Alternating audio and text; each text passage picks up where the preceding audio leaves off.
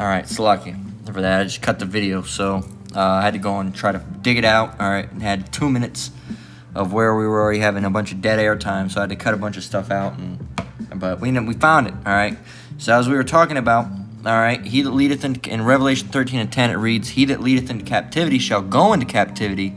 He that killeth with the sword must be killed with the sword. Here is the patience and the faith of the saints. Okay, and the part we were talking about is we already talked about he that leadeth into captivity shall go into captivity.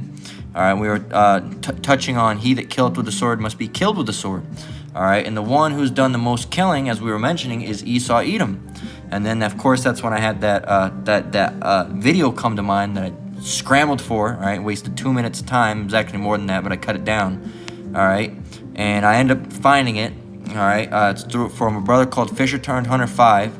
Alright, and it's this video right here. Alright, I'm going to go ahead and pause the music. Alright, and we're going to go ahead and watch this video. This is Esau throughout the years. Alright.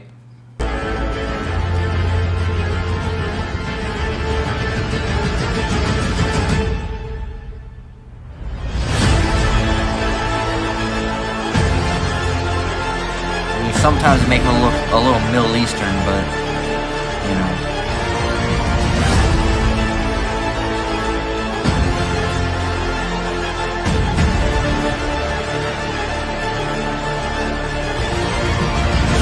Made him look like Aztecs for a minute, but no. Most of it's Esau.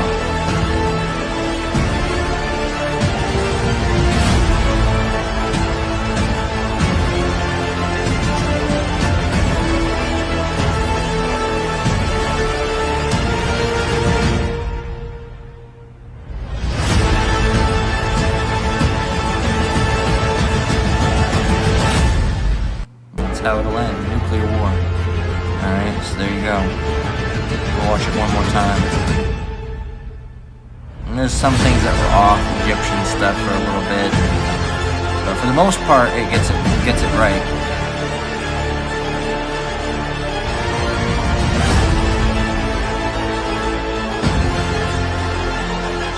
I don't know, I had a flash of a watermark. I'm not sure who originally made this. Had it up there again. Fab Dream something.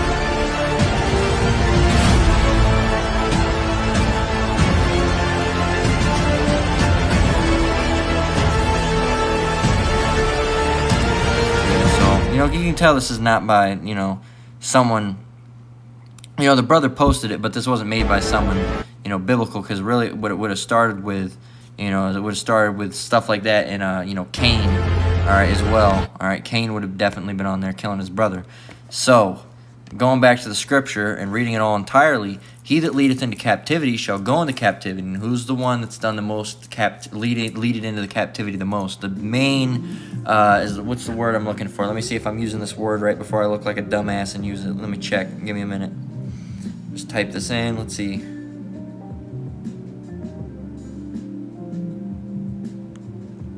That's not the word, all right? I'm glad I looked it up. But anyway, there's another word that's coming to mind, but that wasn't it. He's basically he's the main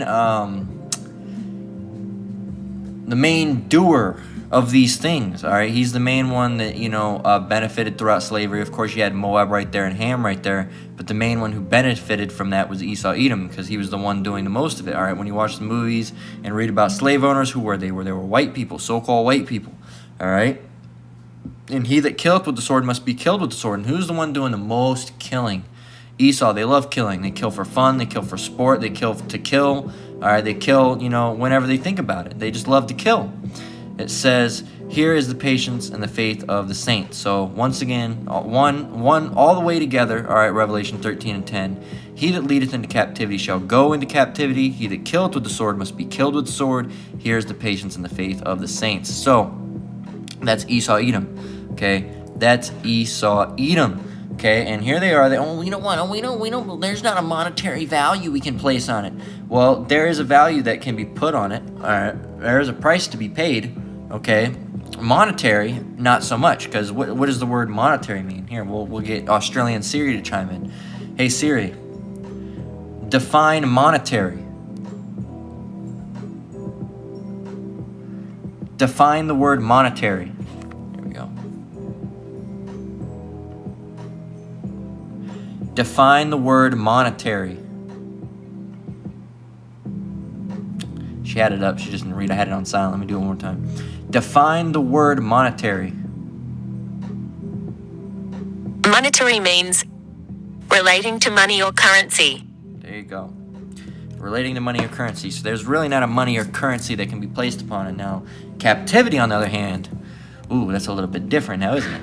All right, and that's really what's going to be for y'all. All right, that's going to be your payment. So Isaiah 14:2, let's get it. Let's get it. And the Edomites are really going to hate this one. All right. So this is Isaiah 14:2. It says, and the people shall take them. We're going to start from 1. 14:1. For the Lord will have mercy on Jacob. Jacob just said will have mercy on everyone. And will choose, and will yet choose Israel. Did it say that he'll choose the whole world? No.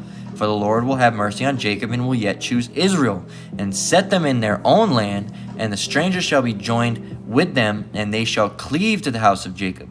And the people shall take them and bring them to their place, and the house of Israel shall possess them in the land of the Lord for servants and handmaids. Servants and handmaids. For friends? No. For servants and handmaids. What's a handmaid? Let's see. A handmaid, a female servant. There you go. So male servants and female servants. Okay? And they shall take them captives, whose captives they were. So we were captives, and we were their captives. So now they're going to be our captives. All right? We were theirs, now they will be ours. Got it? And they shall rule over their oppressors. And who is being oppressed? Us. Who are the oppressors? Them. Okay? And then what's going to happen? This is, in the day of the Lord. This is, when we're in the kingdom. Okay? And it says in verse 3, it says, and it shall come to pass that in the day of the Lord, in the day that the Lord shall give thee rest from thy sorrow, and from thy fear, and from the hard bondage wherein thou was made to serve. This is obviously speaking of Jacob. It's obviously speaking of Edom. Okay? We're busting our asses out here. All right? They're our oppressor. All right? And what are we going to be given? We're going to be given rest from our sorrow and from our fear and from the hard bondage that these devils, all right, have forced us into. Okay? There you go. And in verse 4 it says that thou shalt take up this proverb against the king of Babylon and say, how hath the oppressor ceased? The golden city ceased. The Lord hath broken the staff of the wicked and the scepter of the rulers. It's going to be beautiful. That's what we're waiting for. That's why we're waiting for World War III. All right? That's why we're waiting, because guess what? World War III is a future prophecy that we're waiting for. We're waiting for that to come to fold, because when that comes to fold, that means we're out. Okay? And in order to get, our in order to get our reparations, all right, our real reparations, because let's look up the word. Let's look up that word reparation. All right? Reparation. Reparations definition. Reparation. The making of amends for a wrong one has done by paying money to or otherwise helping those that have been wronged. All right, paying money to or otherwise helping those. All right, and the help for us is going to be you being our servants and handmaids, and that's going to be the men for the wrong that you have done. All right, but you don't want to admit that you've done anything wrong, because if you admit that you've done something wrong and that, oh yeah, that was us, then you would have to admit that was us as well. You don't want to admit that we're the same people, even though you're superiors. No, we were those people, all right, that were getting, beaten with the whips and having terrible things done to us, all right, because you don't want to admit that we were the same people, because that would mean that you're the same people that were doing the whipping. Wouldn't it now, Okay, so Exodus 20 and verse 5. Let's go get that, all right, because that proves, and that's perfectly segues into talking about reincarnation, because these people don't like to talk about reincarnation, and when they do it the wacky tacky bullshit version of reincarnation that's been given to you and fed to you by none other than the Red Dot Indians, all right, the Elamites, okay, the Elamites. Okay, they have spoon-fed you bullshit. And you bought it. You believe, you don't believe that, you know, oh, you come back as who you were. All right. Oh, you're a slave, and you now, and you were a slave back then. All right. You're a prophet now. You're a prophet back then. Guess what? You were an Edomite. You were an Edomite back then. All right. You were a man. You're a man back then. They don't believe that. They believe, oh, you can come back as a cow. No, you can't come back as a fucking cow. You know why? Why would you want to come back as a cow? That's some dumb shit. No, you come back in your lot all the time. All the time. All right? All the time. Okay? If you were a prophet then, you're a prophet now. If you're not a prophet now, you weren't a prophet then. Okay? That's how it works. That is how it works. But here you are. You don't want to... And the reason why they believe this Hindu version of reincarnation, which isn't even... It's just some bullshit. That's all it is. The reason is because then they can come back as a cow and not come back as, you know, the person that was a slave owner and get the living shit beaten out of them by the Hebrew Israelites. Well, not the Hebrew... Well, the Hebrew Israelites, but not right now, but in the kingdom. Okay? Because we're not going to take vengeance now, because vengeance is our Lord's. All right? As the Lord says, vengeance is mine. And it's not ours to take vengeance. The Lord's going to... He's going to do enough. All right? He's going to do enough. Matthew 16 and 13. It reads...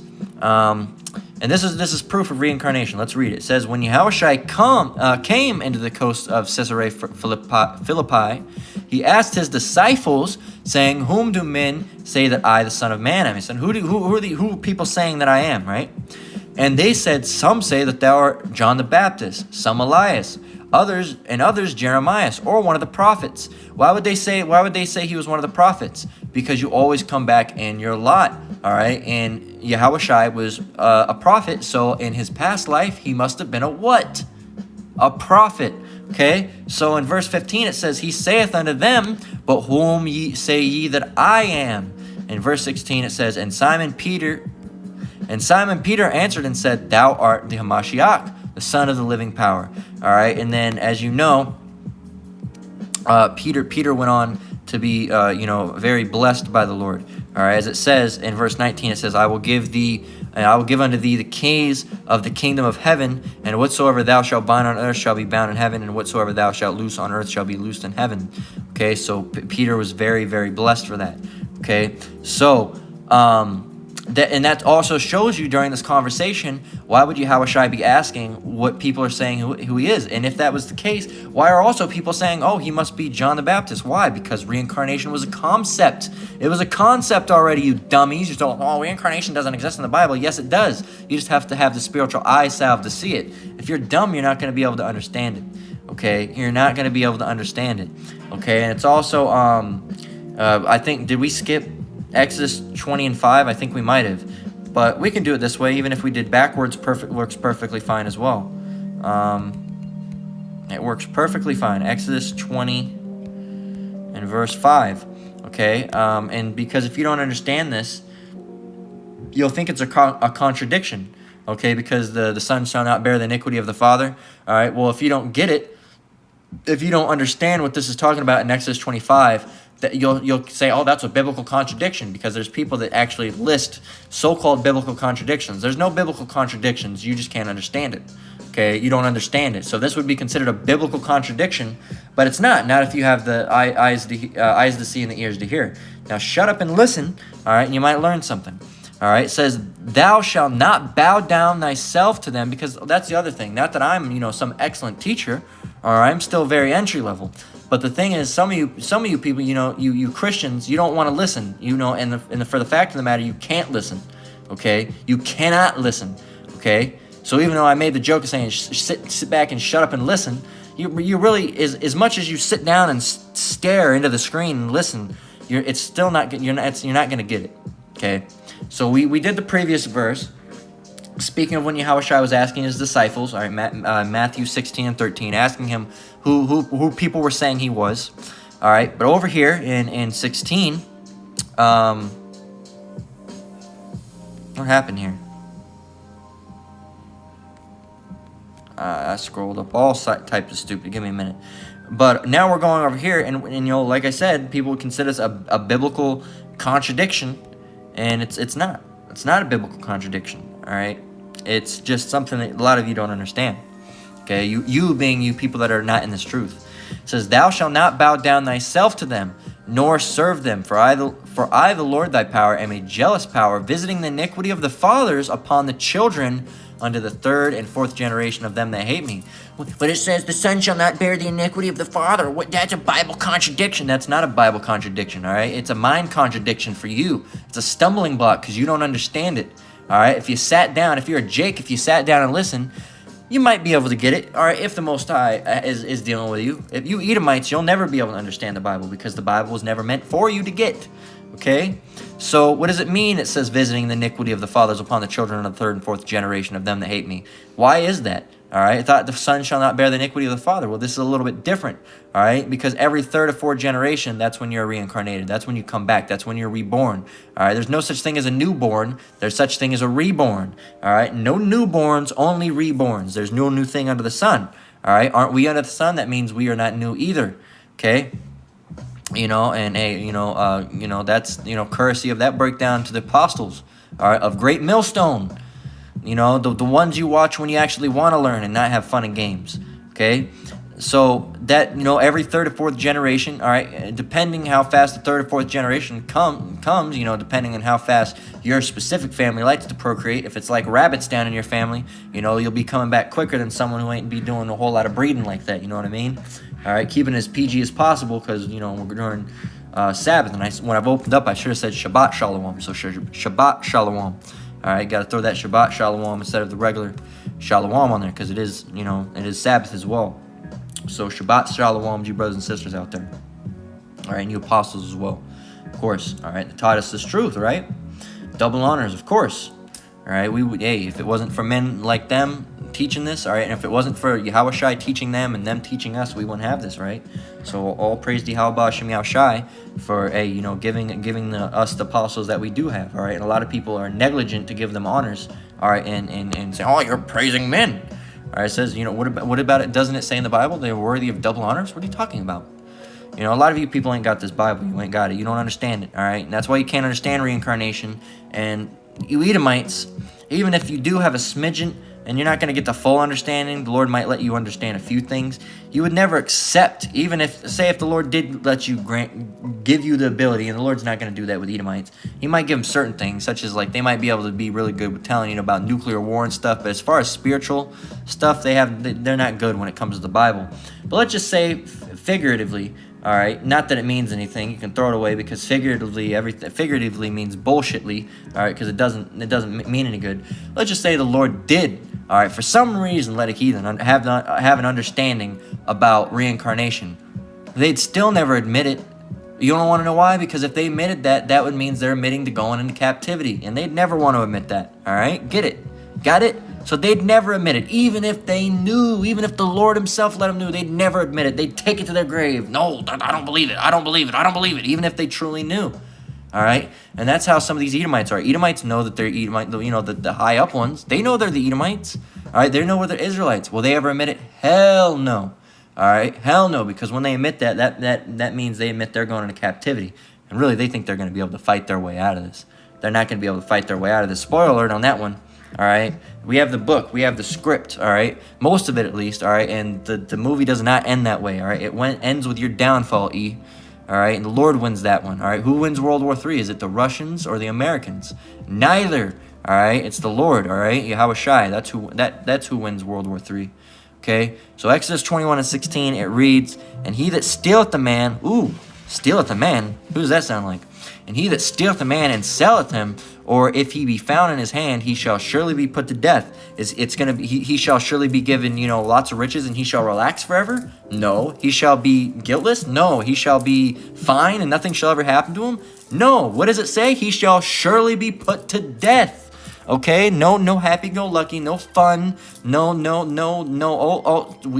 I'm very sorry. No Jesus Christ bullshit. All right, no, I know you did all these terrible, terrible things, Esau, but I still love you because I'm Jesus Christ. I love everyone. No, no, this isn't. This isn't Jesus Christ we're talking about. This is Yahushua HaMashiach that we're dealing with. Okay, and he is going to put you to death. E, you want to know why? Because he exists and Jesus Christ doesn't. All right, boo hoo. Oh, you said Jesus didn't exist. You're gonna go to hell. All right. Okay. How long are we going to burn? Are we going to burn for or 1,000 years or maybe forever? Let me not. I'm messing. That's not something the Edomites say. That was from IUIC. We're going to burn for 1,000 years or maybe forever. And that was speaking of the heathens, but still, which one is it, man? Is it 1,000 years or maybe forever? Maybe forever? Maybe forever? That doesn't sound like a solid answer to me. Maybe forever. Maybe forever. What are you having tonight for dinner?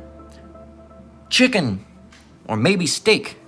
Well, which one is it? Chicken or steak? I want to know. Which one do I have to prepare for? God damn, man. Esau, you're going to burn in hell for all eternity. And Satan's down there, and Satan's going to poke you in the ass with a pitchfork because you were a bad man. No. If anybody was going to hell, it would be you, Esau. But no one's going to hell. All right, is this hell that you've created? All right, hell is the place of future punishment. All right, and you will be going there, and some of the Jake will be going there as well, because it's a place of future punishment. Where's the place of future punishment? Where will the future punishment take place? Primarily here in Babylon the Great. So Babylon the Great must be hell, right? There you go. It's a place of future punishment. All right, so it's not this cavern with people are skin melting and boils and shit. That Christianity stuff. That's the most cruel shit that you could ever think of. And here it is. Jesus Christ is loving, but he sends people to this place called hell where their skin melts off and they get poked in the ass with a pitchfork over and over. You sinner! You sinner! And then some dude with, big fang teeth and a big devilish-like tail and horns and shit. No, that doesn't exist. That's cartoon. That's a fairy tale. That's just as fake as Jesus Christ. There's another thing to piss you off, all right? But because Jesus don't exist, man. We're not, well, it says in the Bible, Jesus Christ. You don't believe in Jesus. Do you not believe in the Son? I believe in the Son, but the Son's name ain't Jesus Christ. All right? There's no J's in Hebrew. Okay? Get with the program, Christians. I know you can't, but goddamn, this is old news. Exodus 21:16. And he that stealeth a man and selleth him, or if he be found in his hand, he shall surely be put to death. So what does that mean? That means that Esau's not getting off so scot-free, okay? That means bad things are coming their way. You Edomites have nothing to look for but death. You Edomites have nothing to look forward to but death and destruction. That's not really something you want to look forward to. But that's really all you Edomites got, man. You ain't got anything else. You ain't got, royalty coming. You ain't got rest or relaxation. That's now. So you soak it in while you still can. Soak in those sunlit skies and pina coladas and yachts and and Wall Street while you still can, because this is it, man. That's it. That's all you got. That's it. There's nothing for you after that. It's hard labor, busting your back, boy. All right, you're gonna be picking grapes for me. You're gonna be picking apples. All right, what else are you gonna be doing? I'm gonna have you, cleaning up my animal pens. People, I'm only let you eat apples. No, I'm just kidding. No, I don't know.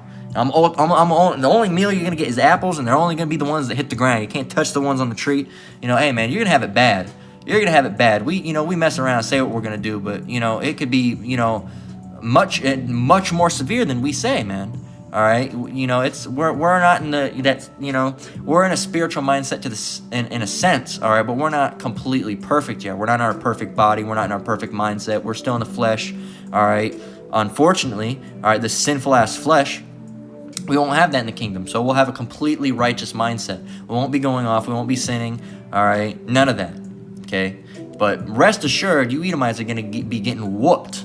All right, you're going to be doing hard labor. It ain't going to be, just push this wheelbarrow from over here to over here. Okay, you're good. That was a good day. All right, there you go, Esau. You can rest. No, ooh, boy.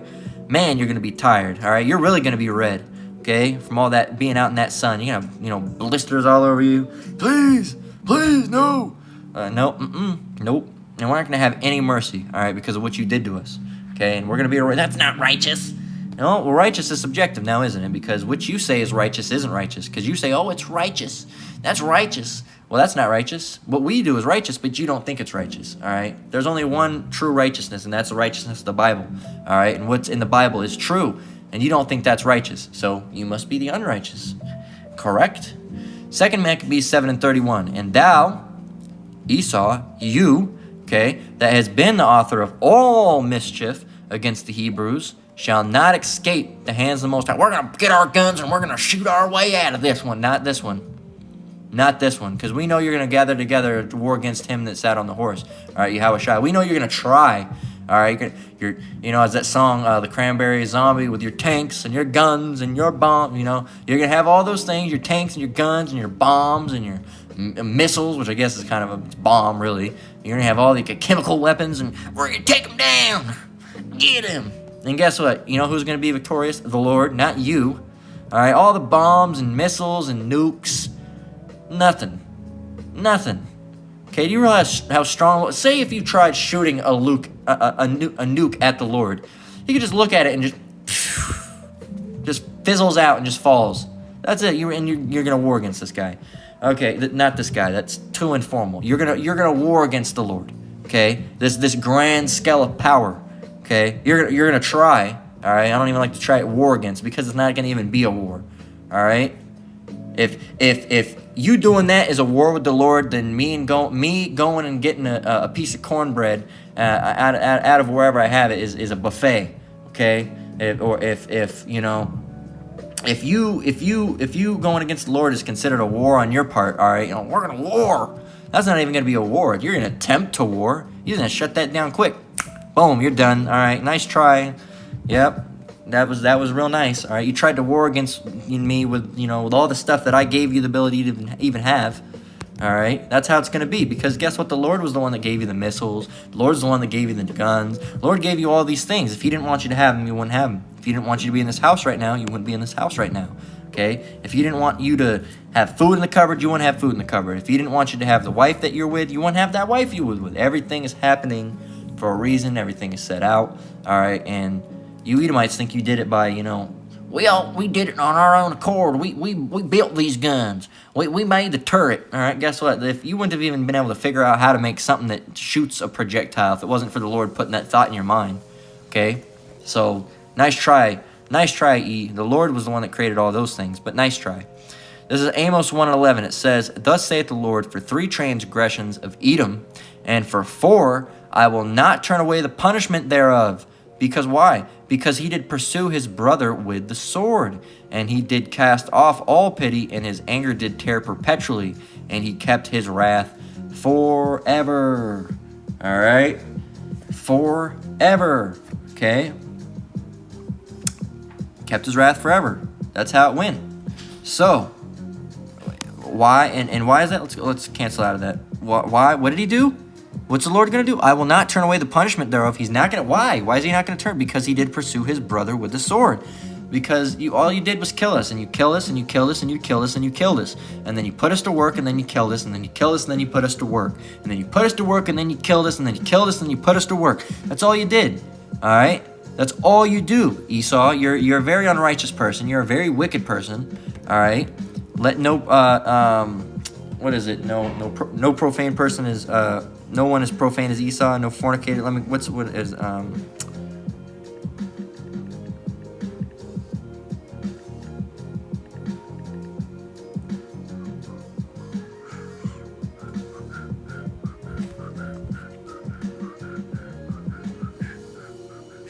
Hebrews 12:16.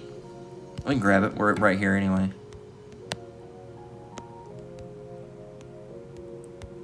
Hebrews 12:16. Lest there be any fornicator or profane person as Esau, who for one morsel of meat sold his birthright. Thanks, bro. Appreciate it. That's Esau, man. He sold his birthright for a morsel of meat, man. This is who you're dealing with, okay? And then he was upset. No. And then he was upset about the whole blessing thing as well. All right, which the Lord wouldn't have orchestrated that. That wouldn't have went down that way unless the Lord wanted it to go that way, and the Lord wanted it to go down that way. So how did it go? Down that way. He didn't want Esau to receive the blessing, or else what? Esau would have received the blessing. Who did he want to receive the blessing? Jake. And look at how Jacob was treated throughout biblical history and is thought of upon in the Bible. All right, he's the Lord's chosen people. Well, that could have been Esau. It was never going to be Esau. It was never going to be Esau. Okay, he was supposed to be blessed. Yes, but guess what? The Lord didn't have it go that way. All right, you saying the Lord's wrong? Yes, I am. Well, of course you are, because you're an Edomite, right? And you think I'm messing around and being funny about it, but no, these people really do think the Lord was wrong for that. Okay, If you look up, let's see.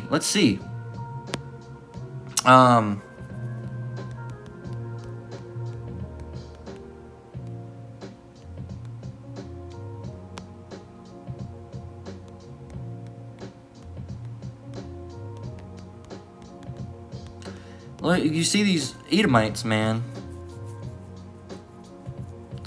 and they try to hide them. Why did God bless Jacob in the Bible when Jacob was a liar and a deceiver?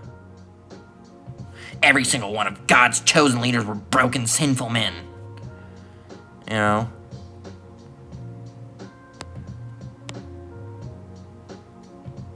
So, there you go. And yeah, and then you got this one, knowing Scripture, the righteous deceiver. Abraham, Isaac, and Jacob's son told lies. Isn't it bad to lie according to the Old Testament? Why did God favor Jacob over Esau since Jacob so blatantly deceived Isaac? You see it? Look at this. Look. This is these people, man. They're so. Why would God respect Isaac's blessing of Jacob despite him blatantly deceiving his father for his personal gain? That's what this Edomites, man. They're the Edomites. You can tell just by the things that they type.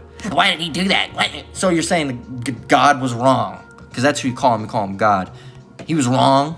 The Lord was wrong. Why? Why did he do it? Why didn't he do it? Why not? Well, because Jacob lied. Okay. Well, that's bad. Okay. But everything happens according to the Lord, right? Doesn't the Lord control everything? And this is where you start getting this really weird territory with Christians, because Christians will say God controls everything, but they don't believe that God controls everything. Okay, they say we'll go back. We're saying God because I don't want to use, when talking about Christianity. I don't want to have them using the name, because they don't use the name. They don't use Yahweh Shai. They don't use Yahweh. All right, they don't use Yahweh Bahashem Yahweh Shai. They say God and Jesus Christ. All right, and sometimes they talk about the Trinity, and it's something completely different. It's not the same religion. All right, it's loosely based upon certain parts of our book that they can't understand. Okay, that's why they don't read the whole Bible. Okay, by the way, that's why they don't do it, because they can't understand it. They focus on certain parts. All right, and these are the people. All right, they're very upset about everything. Okay, and you can tell who these people are. All right, I'm going off on a tangent. All right, but these people are they don't think they and the Christians, like we were saying, they say that God controls everything. All right, and Lord does control everything. Yahweh Bashem Yahweh Shai does control everything, but he literally controls everything. It starts to get in this gray area when you start talking to Christians, because they're like, yeah, God does everything. Well, does he kill babies? Well, no, that's Satan. Okay, what about this or that? No, that's Satan. Okay, well, I thought you said the Lord controls everything. Yes, except that. So, did or did not the Lord have any input on Jacob receiving his blessing? Please, I'd love to know what you Edomites think on that. All right, not that I really care, but I'm curious. Do you think that Satan had to work with that, or how did that work? Why? Apparently, some of you don't know. Why did the Lord do that? Why was the Lord like that? It must have been because that's the way that the Lord wanted things to be, right? That's because the Lord controls everything, and that's the Lord wanted that to go that way, right? But do you not agree with the Lord? You don't agree with the Lord. You don't agree with the Lord, all right? And it's a lot of beating around the bush to get to the point where you're trying to cover up the fact that you don't want to admit that. You don't want to admit that you don't believe or trust or have faith in the Lord, or don't think the Lord controls everything, because you don't love the Lord. And guess what? The Lord don't love you, all right? Jacob have I loved, but Esau have I hated. Okay, but let's get Revelation 2 and 25. I've done a lot of talking, all right? I've done a lot of talking, all right? I'm having a good time bringing it out, all right, through the Spirit. So let's get back to the Scriptures, all right? Stop talking so much. That is something I need to work on more. Revelation 2 and 25, but that which ye have already hold fast till, let me start over.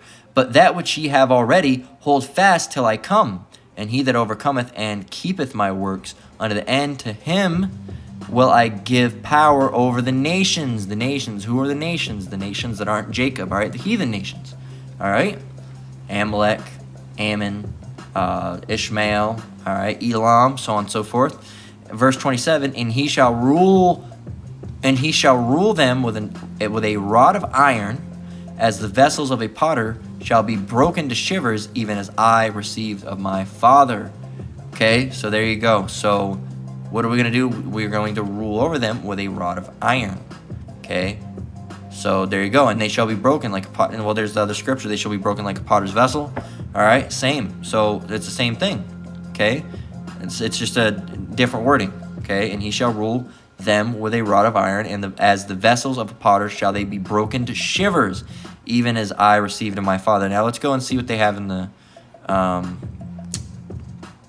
Let's go. Give me a minute. Fix that real quick before going over here.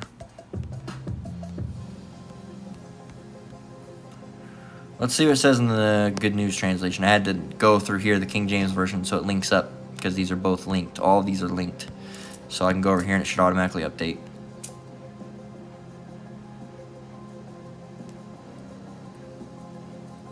Yeah, so we'll read it. So it says, Revelation 2:25, but until I come, you must hold firmly to what you have. To those who win the victory, who continue to the end, to do what I want, and Lord willing, we continue to the end, all right, and we're part of the elect. That's our biggest hope, all right, is to be part of the elect. We get to be up in the chariots with the Lord, see the Lord. It's going to be a beautiful thing, all right. We want our Lord, all right, to have, he does control the earth, but we want him to be amongst the earth and walk and be amongst them again, all right. That's going to be a beautiful thing. We want to see the Lord and have the Lord there. It'll be a wonderful, beautiful thing. It says, I will give the same authority that I received from my Father. I will give them authority over the nations, to rule them with an iron rod, and to break them to pieces like clay pots. I will also give them the morning star. If you have ears to hear, then listen to what the Spirit says to the churches. All right, what was this titled? A message. All right, so, but anyway, I'll read it once again, the King James Version. Then we're gonna close out because I ain't got anything else to get.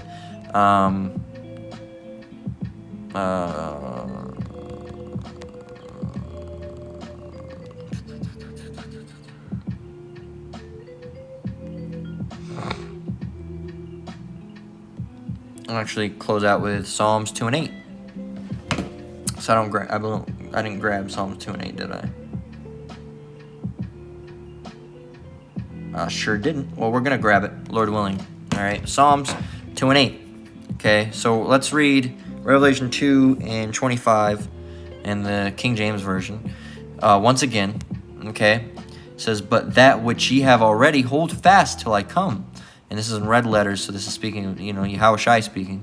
It says, and he that overcometh and keepeth my words until the end, to him will I give power over the nations, and he shall rule them with a rod of iron, as the vessels of a potter shall they be. Let me start over. And he shall rule them with a rod of iron, as the vessels of a potter shall they be broken in shivers, even as I have received of my Father. Okay, so there's that. And let's get let's get it over here. Psalms 2 and 8. It reads, ask of me, and I shall give thee the heathen for thine inheritance, and the uttermost parts of the earth for thy possession. Thou shalt break them with a rod of iron. Thou shalt dash them in pieces like a potter's vessel. All right, we don't need to get the Good News Translation for that. All right, that's plain and to the point. Okay, so we don't deserve reparations, and they didn't do nothing wrong. We didn't do nothing wrong, and it's an antagonistic title. All right, so and really and we've done lessons on this before. The real, I think I titled one of them like the reparations will be, when the Lord comes back, something along those lines. All right, and that really could be what the title of this is, and this is more antagonistic. Because it's it's what the Edomites say. They don't deserve reparations, and we didn't do nothing wrong. All right, so I never laid my hand on a black man ever. Well, maybe not in this life, but in your past lives, you sure the hell did. Okay, so go ahead and complain all you want, but guess what? We're gonna get those reparations one way or another. All right, and it's not gonna be your right. You're right. The Edomite that wrote that article, hey, spot on, man. You know, we can't put a monetary value on it. You're right. You can't put a monetary value on it because money will not be able to repay this. I don't care if you gave us billions of dollars. I don't care if you gave us trillions, quazillions, or whatever number comes past that. It still would not be enough. It still would not be enough, all right, for all the wickedness that you've done to our people. So we will get those reparations, but we're going to get them in the kingdom. All right, we're going to get them, and you're going to be our reparation, all right, a physical reparation. All right, you washing our dishes and cleaning our houses and picking our fruits and vegetables and, you know, wheeling our wheelbarrows and doing this and doing that. That's going to be the reparation. Guess what? There's no way you're going to wiggle your way out of that one, E. No way you're going to wiggle your way out of that one. All right? Because those are reparations that are coming from the Lord, all right, as to us, all right, for the wickedness that you've done to us, all right? And guess what? Our Lord, all right, is going to be, you know, amongst us, and it's going to be a beautiful time, all right? Hey, Lord willing, we can be part of the elect and even have a more great time, all right? And see our Lord in the chariots and get to watch this, you know, place downfall, all right? Live, all right? Live from Babylon, all right? The destruction. All right, that's what we're hoping for, all right, to be part of the elect. That's the only thing we're hoping for, all right, that's it. You know, as far as real hopes, you know, I hope I can get that Xbox next week. Certain, you know, that's stuff. But the things we're really worrying about, all right, those are things that don't matter, all right? If, you know, who gives a shit, all right? Who gives a shit, all right? What about, you know, next week? There's a book coming out, or, you know, a new TV show. Cool, there might be certain things we look forward to, but that isn't things we look forward to, you know what I mean? That's things that are like passing by, that keep time passing. We're doing that, all right, to keep our mind, you know, busy, and, you know, when we're not doing lessons, you know, a little bit of relaxation time, watching a little bit of TV, playing a little bit of a video game or something, all right. But that's not things we're hoping for. What we're hoping for, all right, is that, you know, the mark shows up here soon, all right, and then World War III pops off, and then, you know, that's going to be Yahushua coming back after that. And then, hey, we're out. All right. And Lord willing, we make it as part of the elect. All right. So that's been, we don't deserve reparations and they didn't do nothing wrong, as they like to say. They like to think. All right. So with that, we're going to go ahead and close out. Lord willing, this lesson was edifying. Salakia for talking a little bit more than I should have. Salakia. All right. Hey, once again, you know, hey, Lord willing, I'll get better with that. Right. So once again, I want to give all praise, honor, and glory to the Most High, Yahweh, Bahashem, Yahweh Shai, Bahashem, Rakakwadash. I want to give double honors to the elders and apostles at Great Millstone that taught me this truth and rule well. Shalom to you brothers and sisters out there. Keep enduring, keep the faith. We're almost out of here. Hey, man, just hold fast. We're almost out of here, all right? Until next one, Lord willing, shalom.